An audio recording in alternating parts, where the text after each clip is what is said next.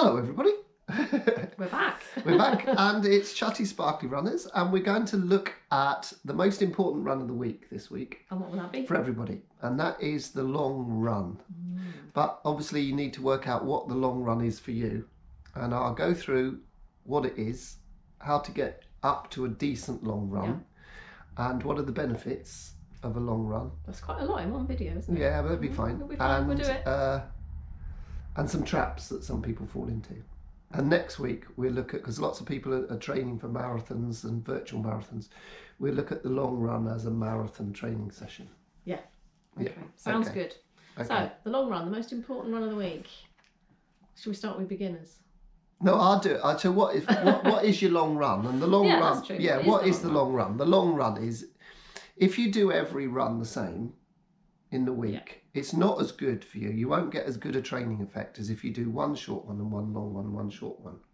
So one of your runs, just because your way your body adapts, so you can't put too much into the body at once, but you can do one long run. So it's like, it's giving yourself more recovery if you've got a shorter run, a longer one, absolutely, one in the middle. Yeah. So the long run. Okay. So you might be doing 2 or 3. You might be doing a 30-minute run, 2 40-minute runs, and a 60-minute run. Yeah. So the 60-minute run, by definition, is your long run. Yeah. And in a minute, you can talk about how you get your... Well, we talked about that in one of our videos before. We talked about building up, didn't we? And building up one of your runs to an hour. And that's the sort of magic level that I try and get my beginners to. It's quite an important milestone, isn't it, getting to 60 minutes? Yeah, being able to run non-stop. Run non-stop for 60 minutes. It means that you've gained a significant level of fitness, and your heart fitness and your capillaries getting into your muscles are developing nicely. So if you can run for an hour, then that's a big benefit. From experience, once you are running for an hour, you feel so much fitter. Yeah, you feel better, and you get fitter a lot quicker once you're doing that hour. Yeah, but there's also another one. The next level up is a 2-hour long run, and the specific benefits of the 2-hour long run. But how quickly should you go up? So there's two forms of thought about that. One is you just increase a little bit every week, or the other is that you can make a bigger jumps after the hour.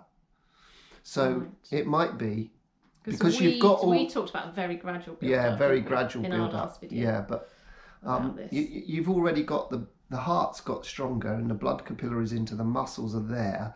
So you might be able to go a bit quicker. So if you, for instance, you were training for a marathon, you might be able to jump 10 minutes a week, as long as you didn't jump 10 minits every week, because your infrastructure's there. 10 minutes is tops, is it?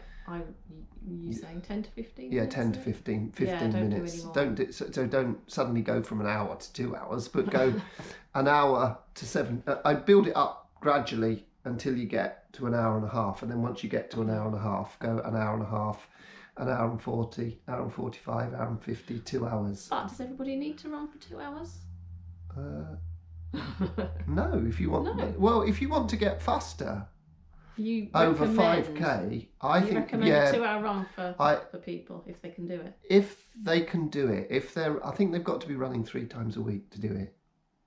And a 2-hour run is because there's specific benefits for the 2-hour run. Okay. So here's some specific benefits. Number 1 is, there are 3 really, is that you'll get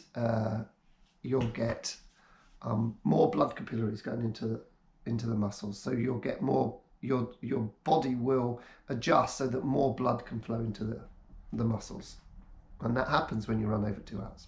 Another thing that happens when you run over 2 hours is that you, instead of burning carbohydrate as a fuel, your body will start to burn fat as a fuel. Because after an hour, your body will think, I'm out for the long run, I'm going to use fat as a fuel. So you'll start burning your fat as a fuel, which means that you can carry on running for longer. And the other thing is... What about these people that take food? Oh, well, that's one of the mistakes I was going to mention. Sorry. So, and the third thing is that you'll stimulate more mitochondria, the little energy factories in your cells. Yeah. And all that happens when you start to get over 2 hours. Doesn't that happen though when you're running anyway, the mitochondria? Or is the Yes, benefit, it does. Is the benefit much greater when you get to 2 hours? There's a greater stimulus over 2 hours, but there's a law of diminishing returns at 2.5 hours. So if you go over 2.5 hours, you don't get the extra benefit. So I limit all the training, unless they're an ultra runner, to a maximum of 2.5 hours. But the average person only needs to go for 2 hours, unless they're marathon training. Okay, so basically what we're saying is if you want to get really fit and you're a really keen runner, getting that long run up to 2 hours will give you quite a big benefit in terms of absolutely, fitness. And will enable your chatty running will get faster, so that when it's time to do some faster running, then what will happen is you'll be stronger to be able to do that faster running. So what are the traps that people fall into? Well, trap number one, going too fast. Okay. But so if you're a chatty, sparkly runner, you'll know you've got to go chatty. So what pace have people got to run at? They've got to go really chatty, and you can trick your body by doing a walk beforehand. So you might want to walk for 15 minutes and then go really gently for 15 minutes. And that tricks your body into using fat as a fuel. You've got to be so careful that you're not running that top end of chatty as well. Yeah, because if you set off... You fool yourself that you're actually if you set off too fast, breathy. If you set off too fast, then you'll burn glycogen and your carbohydrates, and you're not getting that benefit. Yeah, I've heard you advise people to do the first half hour super chatty. Yeah, super chatty. Which is slower than chatty. It's slower than chatty, and they do that. So that's... Or as slow as you dare. Yeah. So isn't it better to go too slow on that long definitely. run? It doesn't matter how fast. And even put in a bit of walking in. Yeah. Walking up the hills. Hills, fine. How fast you go is completely irrelevant. It's time. As long as you don't go too fast. They always say it's time on your feet. Get out there, get on your time on your feet. The other thing... slower is better. Yeah, the other thing is people, especially marathon trainers, people doing their long run for the marathon, will think, oh, I'm out for 2 hours, I've got to eat.